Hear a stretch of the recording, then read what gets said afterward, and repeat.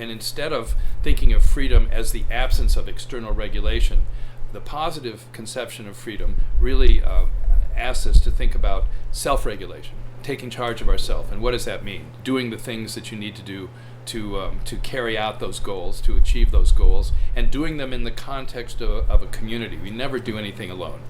We're always in the context of a community, and most of the really, truly interesting human goals require a lot of help from a lot of other people. From NCPR, welcome to Northwards. People, ideas, and conversations from and about Northern New York, Vermont, and beyond. I'm Mitch Teich. Support for the Northwards podcast comes from the J.C. Steiniger and M.E. McDonald Charitable Fund at Adirondack Foundation, in support of the Adirondack Foundation, building stronger Adirondack communities. It has been a few decades, so I feel comfortable admitting this now. My first go-round at college did not end well. I spent 3 semesters at a perfectly fine state school, 3 semesters in which I rose through the ranks of the campus radio station and the newspaper, 3 semesters in which I used my newfound freedom to go to plenty of baseball games across town, but very few actual classes across campus. And so, after 3 semesters, the university suggested that maybe if I wasn't going to class, I should probably stop calling myself a college student, and they kicked me out. Nevertheless, I learned a lot about life in those 3 semesters, and in the months that followed, when I worked for a while, then rehabilitated my checkered GPA, first at a community college, and then at the little liberal arts college where I eventually earned my degree. You could argue that I followed the title of Philip Glotzbach's new book, if not the spirit. Glotzbach is the president emeritus of Skidmore College in Saratoga Springs and has spent his entire professional life around academia. His book is called Embrace Your Freedom: Winning Strategies to Succeed in College and in Life, and it is aimed at soon-to-be college students and their families. I visited with Glotzbach at his office in Saratoga Springs. I should note there was an ambient sound in his office that was not noticeable during recording, but you will probably hear it in playback. Phil Glotzbach, thanks for making time. Well, thank you for having this conversation. I very much appreciate it.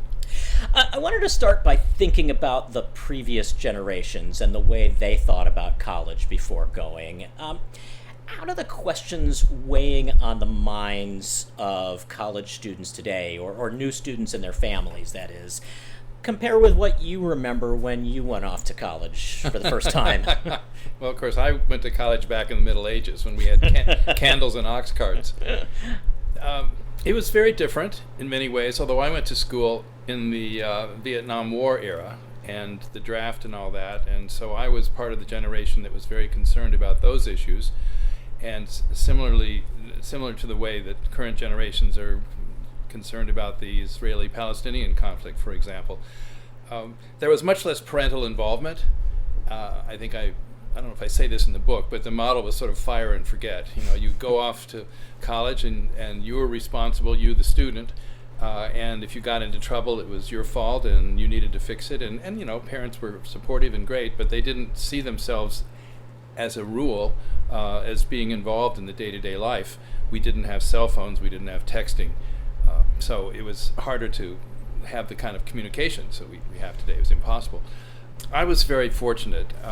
My family was middle class and modest means, but reasonable means, and there was no struggle paying for my college education, but it cost about $6,000 a year, and that was the cost of a new Ford Mustang. They handled that okay, and so I wasn't too worried about it, and I really had the freedom to explore what I wanted to do, what I was interested in college, and my parents supported that. And there were times when my parents wondered what I was going to do afterwards, but I always just said, I'll, get by. And I became a philosophy major and then went and got a philosophy PhD and actually secured a teaching job where I taught for 15 years at Denison University. So I did okay. But there was less pressure. I think students today feel a lot of pressure to get into the right school and all that. And that's really an issue that's, it's too bad that there is that pressure on students. It's really a mistake. You in fact, you cite fairly early in your book, the book, I think it's Frank Bruni's book, Where You Go Is Not Who You Are. Who You'll Be, yes. Or Who You'll Be, right. Yes, I think it's an excellent book, and I would recommend it to any parents especially, but students as well in high school as you're thinking about the college experience, particularly if you're feeling anxiety, and there's so much anxiety connected with it. So it was more of a low-key time other than the Vietnam War and the draft hanging over every male student and all of that. So it was a different time. Yeah, it's funny. I was my follow-up question was going to be, do you think it's harder to be a college student today than it was in generations past? But it doesn't seem like a matter of harder or easier, but maybe more complex. I think it's more complex. I think it's very different. And in some ways, I think it is harder. I think it's more difficult, in part because the pressures that students feel because of social media, the kind of things that they've endured, that certainly the students who are in school now who went through COVID had their early education disrupted in ways that it's very hard to recover from. So students are fighting with all that. And again, I think the expectations are greater. The students often feel more pressure to get a job when they graduate. Everybody wanted to do that, of course, but it seems like that's been elevated, in part because college takes much more disposable income these days. It's more expensive. In general, family incomes, median incomes, have not kept up over the years with the increase in college expenses, and that's led to students having to take on more debt and so on. And so there are a set of issues that economically lead students to feel more pressured about what they do in college. And of course, I talk about this in the book, and I think that pressure can lead people to misunderstand what their best options are and so on, but maybe we'll talk about that more. Yeah, absolutely. Let's talk about the book itself for just a minute. Sure. And you retired 4 years ago. What was the spark of inspiration to get going on this book in particular? Well, this book is something that's actually been in the works for quite a few years, and I mentioned in the introduction, this book's really a labor of love. It's a love letter to current college students and their parents, saying, look, there are some things that if you think about can really help you make the most out of this experience and allow parents really to be productive partners with students and not get in the way and so on. When I was president at Skidmore, every fall when our new students and parents arrived on campus, we had an opening convocation. Most schools do that. And I gave a talk to those students, and I tried to not make it a talk that was so elevated in terms of philosophical topics or something, and I have a PhD in philosophy, so there's always. Was it hard to keep you from going down that road? Well, yes and no. I mean, there are a lot of things I could have done, but what I tried to do was zero in on what I thought students and parents most needed to hear in 20 minutes. And I refined those talks over the years, and parents and students, even students, sometimes would come up and ask for a copy of the talk, and parents liked them and said, gee, you've said some things that we've been saying for a long time. And I said, well, sometimes it's good to hear them in somebody else's voice.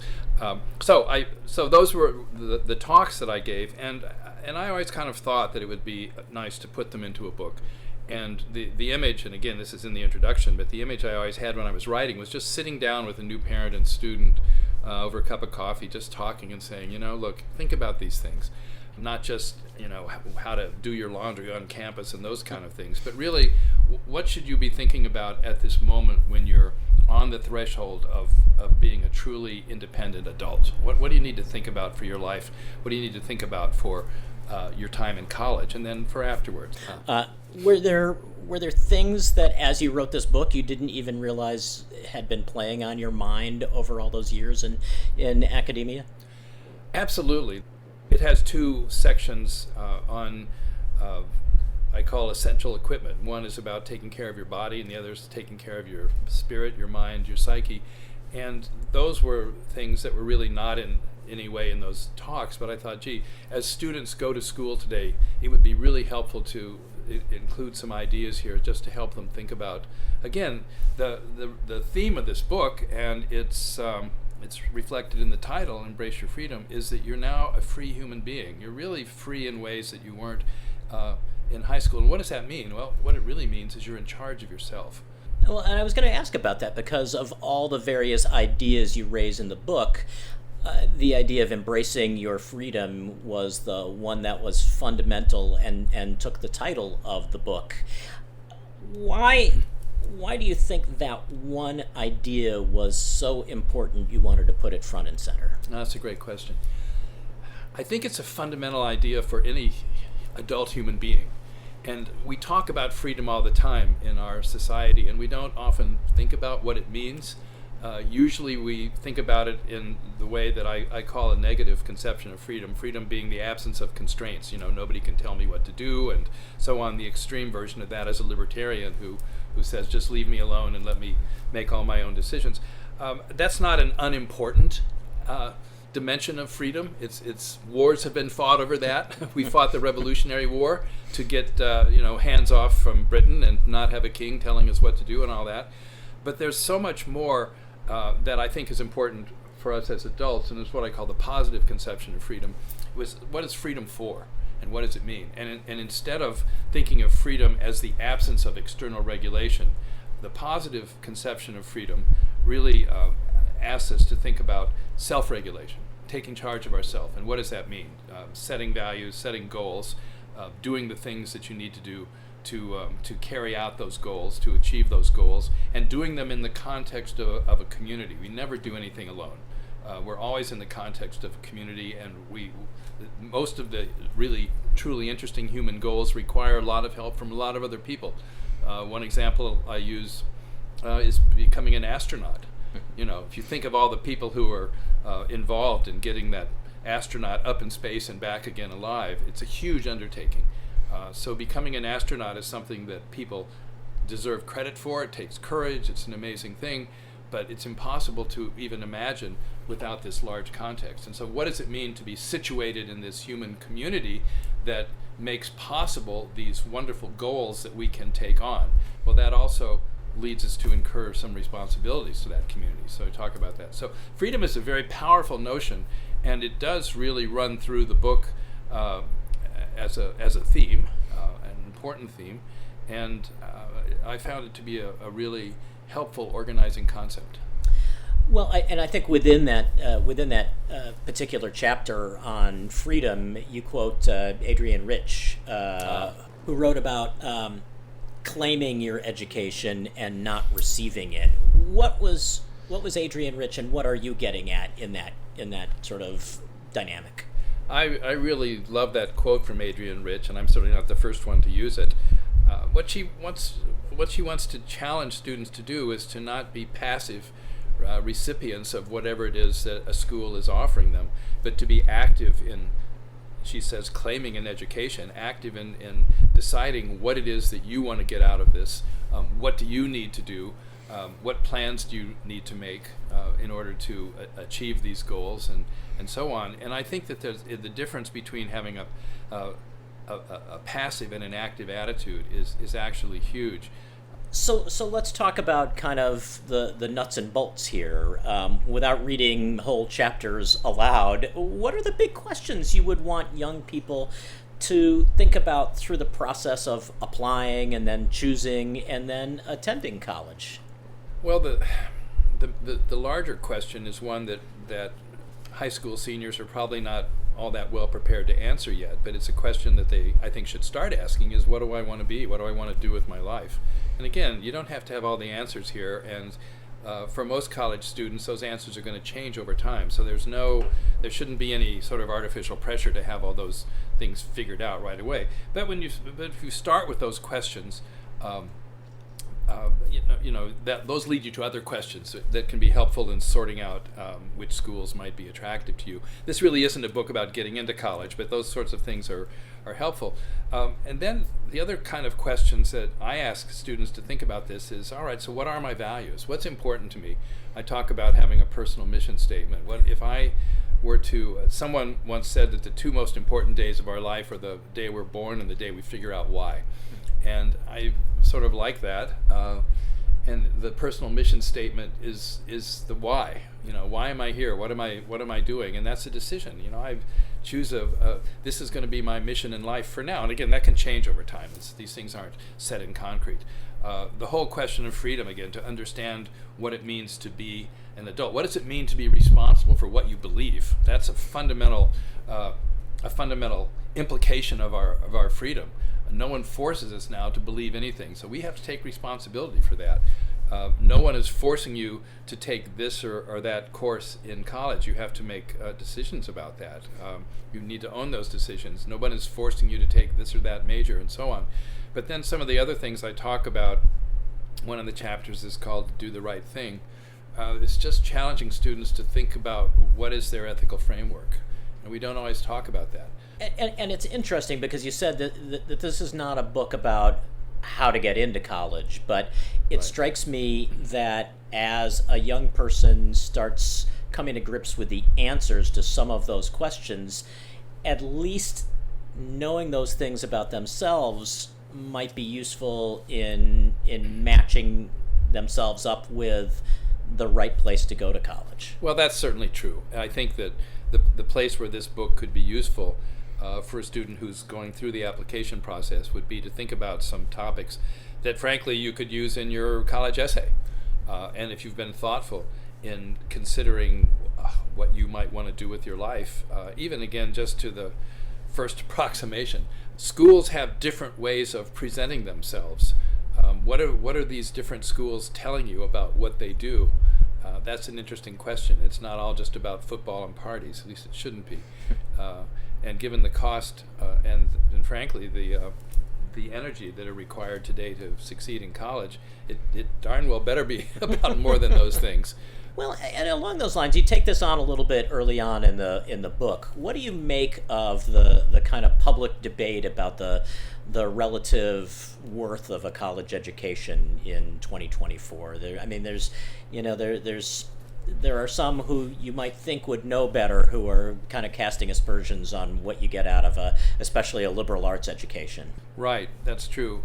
First let me just say I don't believe that college is necessarily for everyone. There are a lot of options that students can have coming out of high school, trade schools, different kinds of things.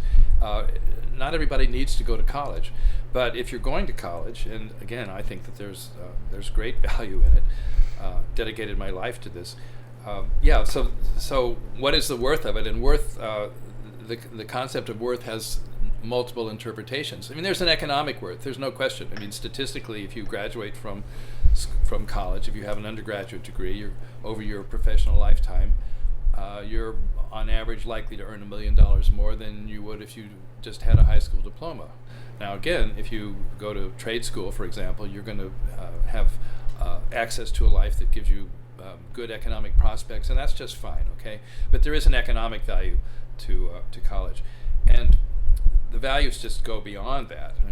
To become a fully functioning human being in all kinds of different dimensions. But I talk about liberal education here, and again, one thing that we're very important to be clear about, that the concept of liberal education doesn't mean politically liberal. It comes from the Roman orator Cicero, who used the word liber, the Latin word liber, which means free. A liberal education is an education, again, for a free citizen or someone who is, again, in charge of themselves. So that's what it means. And the kind of things that one learns in a liberal education, critical thinking, the capacity to read, the capacity to understand what's going on in science, what counts as an empirical question, a question that relates to the world. How do you answer those questions? We would be a lot better off as a society if more people were clear about that.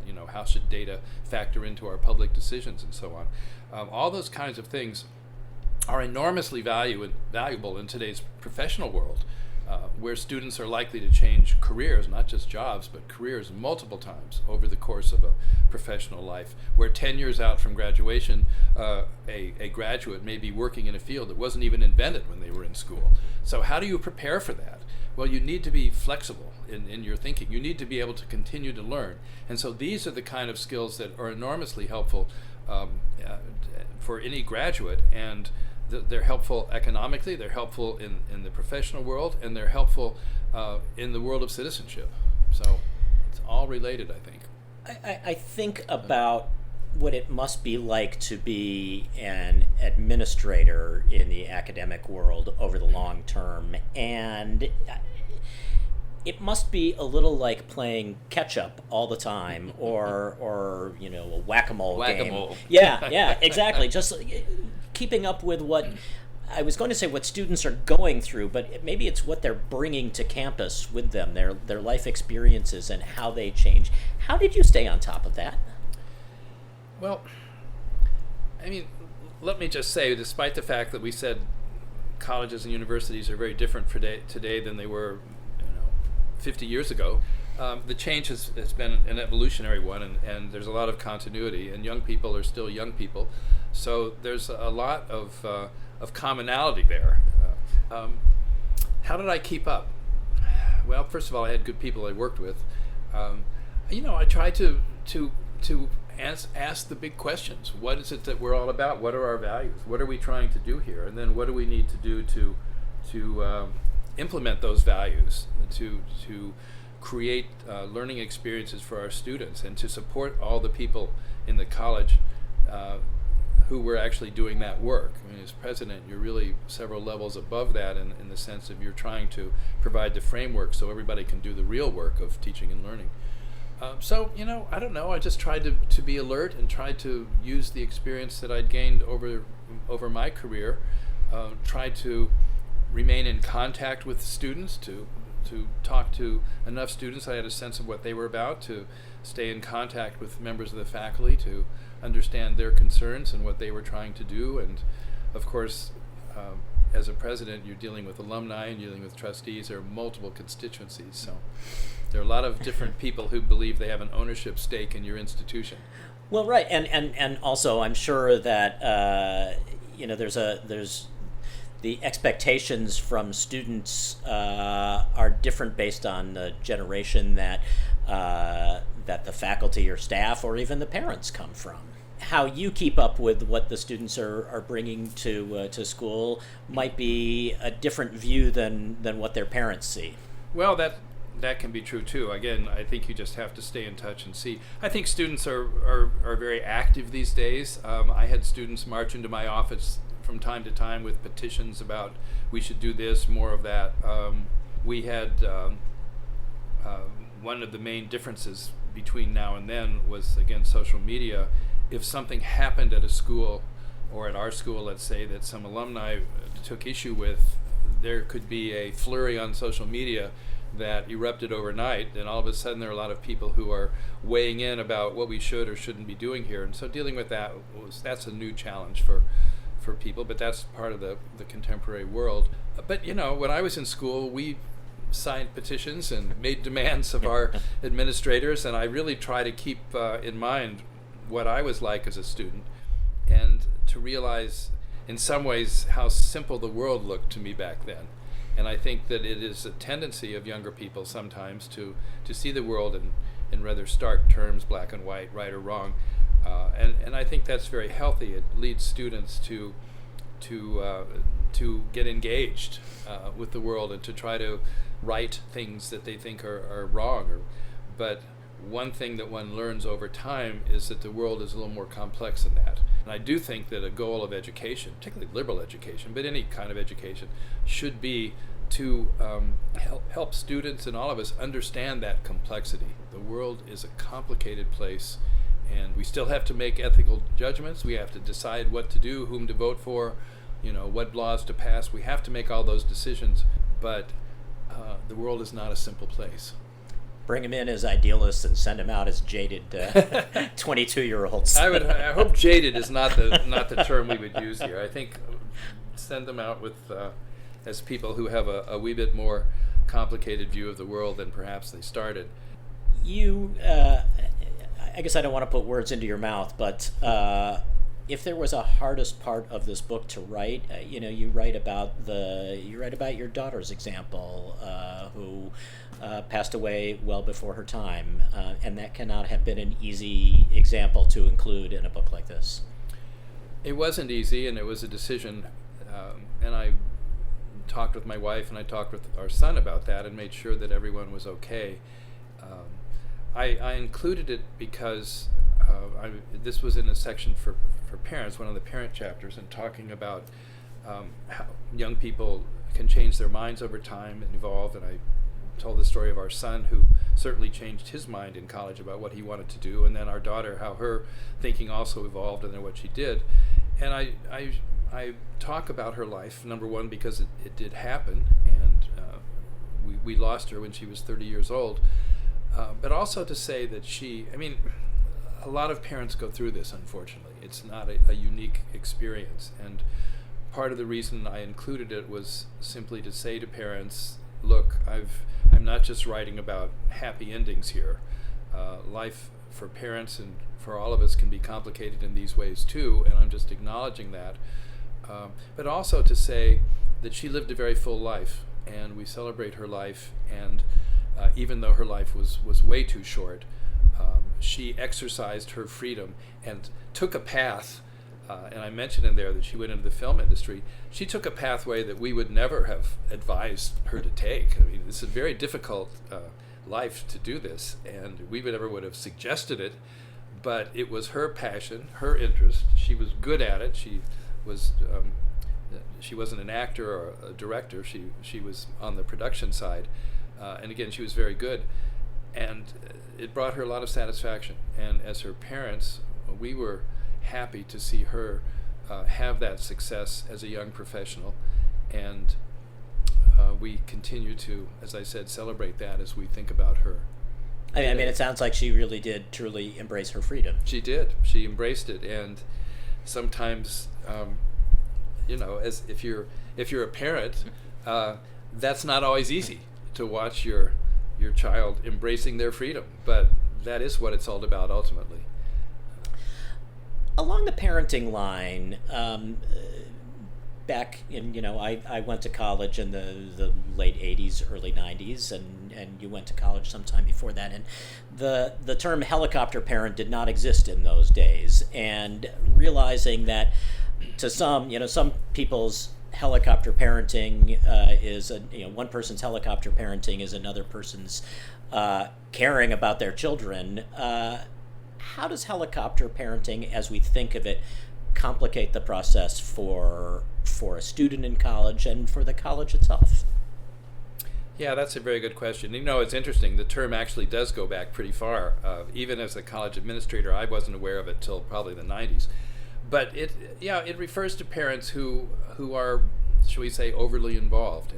And what does that mean? Well, there's no formula for saying how much involvement is too much. And as we mentioned before, parents today have been much more involved in their children's lives as they've gone through elementary and secondary school than my parents were back in my day. And they were good parents, but the model was just different. And so parents have been so active in their kids' lives these days. Sometimes it's hard to take that step back and let them make their own mistakes, which is very, very important, and make their own decisions. So as students are in college, they do need to be making their own decisions, and the parent's role is to listen, be supportive, to ask questions, what about this, have you thought about that, but really to give the student the space to make those decisions, and again, to make some mistakes along the way, and to encourage their students not to have their hand held every step along the way. And most students are ready for that, some aren't. And if something seems to be going seriously wrong with the student, and I talk about this too, there's a right and a wrong way for a parent to handle that. And the right way is to trust your instincts. If something is really going wrong, the wheels are really coming off here, and these are rare cases. Talk to the school by all means, but talk to the school at the appropriate level. Call if it's a problem with a roommate that just is not getting resolved. Call the dean's office. Do not call the resident assistants or the parents of the roommate or something. Parents should never come between their students and the professionals in the college or university that they should be working with on a daily basis. So you don't want to come between the relationship between the student and the professor, or the student and the coach, or the student and the residence assistants in the dorm, or whatever. And usually, if you think your student is having a problem, if you talk to someone at an appropriate level in in the college or university, they can do some checking. They can look into it. They can see, okay, is there really a problem here? And if there is something going wrong, then they ought to be able to take some action to help make it better. And they can get back to you and tell you what's going on. So there are ways of doing it. A helicopter parent would be someone who would be too involved and trying to get in and solve the problem. You don't want to be solving problems for your student. They need to solve their own problems. And if they can't do that, if there's just something that's intractable, then let the school help. Let them do that. And if that doesn't work, call the president, right? Last resort. Last resort. That is a difference. My parents would never have thought of calling the college president, because I was at a university. I went to Notre Dame. It was a bigger place. But there are parents who think that the first thing they should do is call the president. Okay, fine. But and as a college president, I loved meeting parents and loved getting to know them and work with them. But most of the time, the president's office is not the place where that problem is going to get solved. So my typical response to that was to hear what they were talking about and then refer them to the office where actually someone could do some good.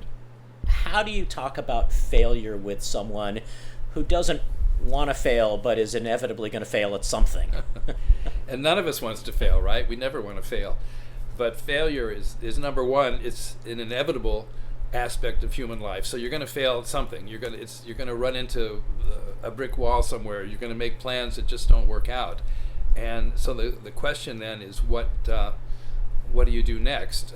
One of the things that I do talk about in the parents section, we talk about helicopter parents. There's a more contemporary term for some parents who are called snowplow parents or curling parents. And these parents have spent a lot of time in their child's earlier life removing obstacles from their pathway. So the kid may have never had the need or the responsibility or the opportunity to solve any problems on their own.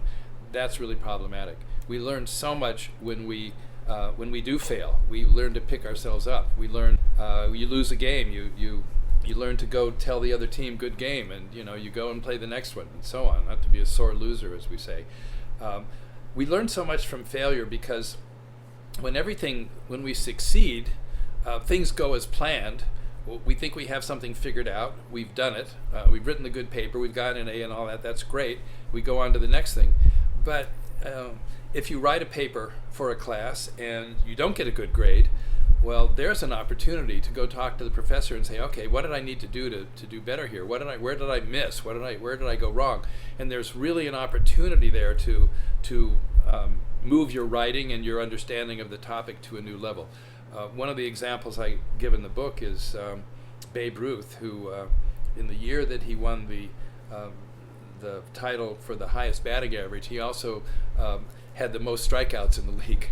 Sometimes these things go hand in hand. What do the tech people say in Silicon Valley? Fail forward, So failure is really good, and I do worry about students, sometimes very high-performing students in prestigious schools, who think that they have to get an A in every class and can be risk-aversive. They can avoid taking classes that might challenge them, and I think that's just such a loss. So one of the chapters I have is to take the right risks, right? To take the good risks.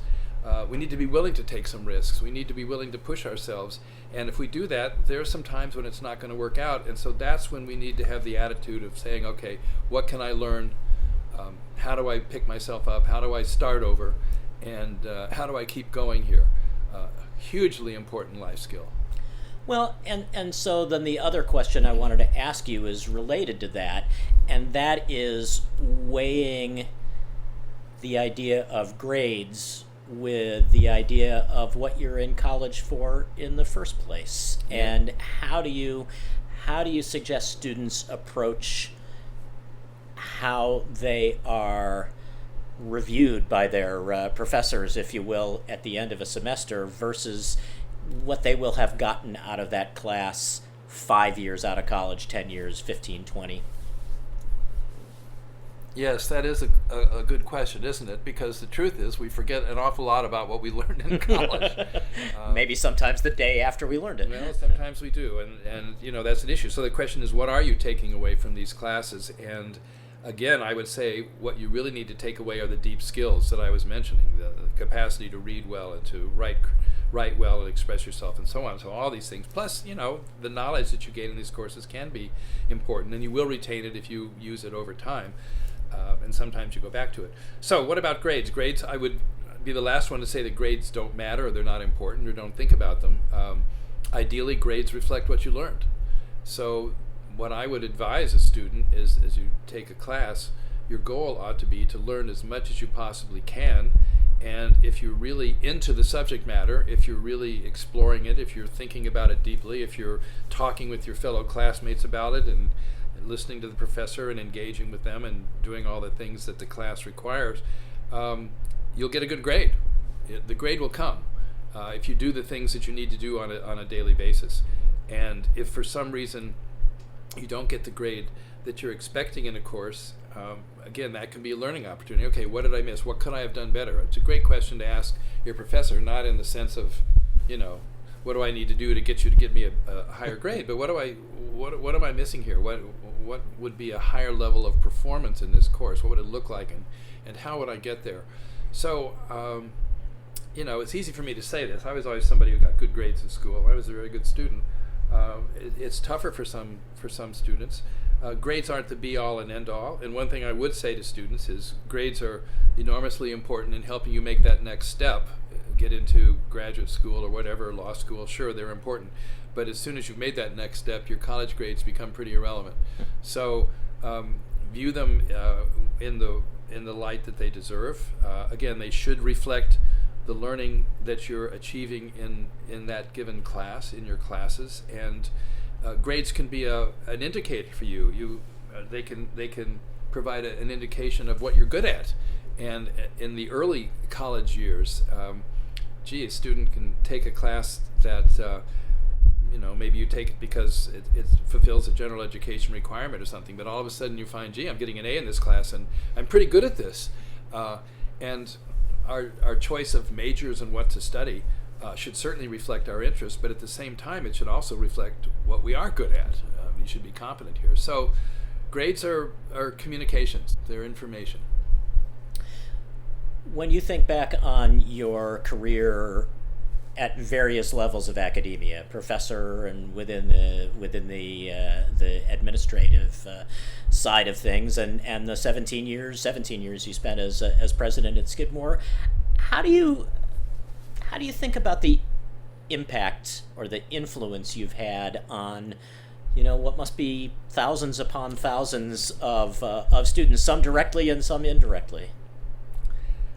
Well, that's really a question that goes to the root of why I moved from being a faculty member to being an academic dean and a chief academic officer and ultimately a president. When you're a faculty member, you directly influence those students who are in your class. And I loved being a teacher, by the way. I was pretty good at it, and I really enjoyed it thoroughly. It's a wonderful life. People who've never taught do not know how pleasurable and exciting it can be to teach others a subject that you care about.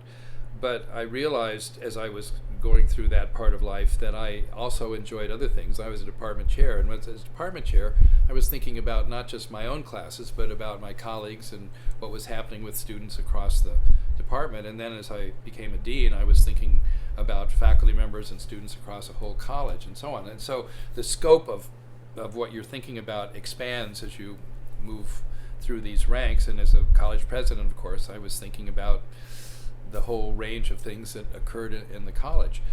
So I take satisfaction out of the performance of our faculty and students and what we were able to do over my time at the college. The concrete things that presidents can easily remember are the buildings that got built. Those are things that persist over time. And the reason they're important is not just because they look nice or whatever, but because you provide spaces for the important work that goes on. So if you're building a music building for the important things, build a science building, for the learning that goes on, and the way those buildings are constructed influences what happens inside. So I took a lot of satisfaction over that, helping to make the college a more inviting place as a residential living learning environment, a better place for students to spend their time, and so on and so on. I took satisfaction in all those things, even though, as I mentioned before, as a president, one's relationship to the most important things that go on there, and again, it's the teaching and the learning, that relationship is indirect. It's indirect, but not necessarily unimportant.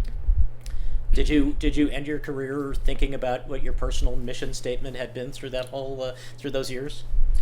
I did actually think about that. I didn't actually use those terms. I didn't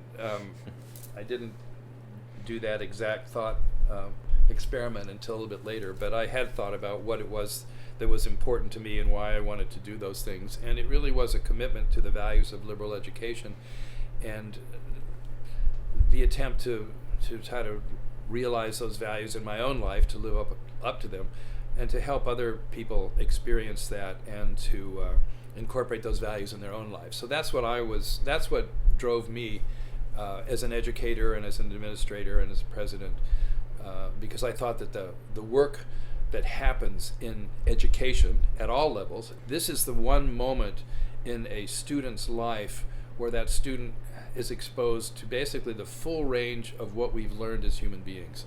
You have exposure to the different ways human beings have created knowledge over thousands of years, and that's a moment in the culture and in your life as an individual that's never going to be repeated.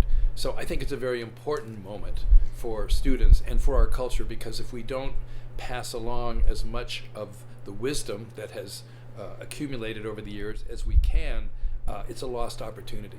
Well, Phil Glotzbach, I'm truly appreciative of everything you've talked about in this book, and of the chance to sit down and chat with you about it. Well, thank you very much for the opportunity, Mitch. I've enjoyed our conversation. You've asked some very good questions. I would hope that anyone who reads this book might come away with some questions like that, and I've very much enjoyed our conversation. Likewise. Thanks so much. Thank you.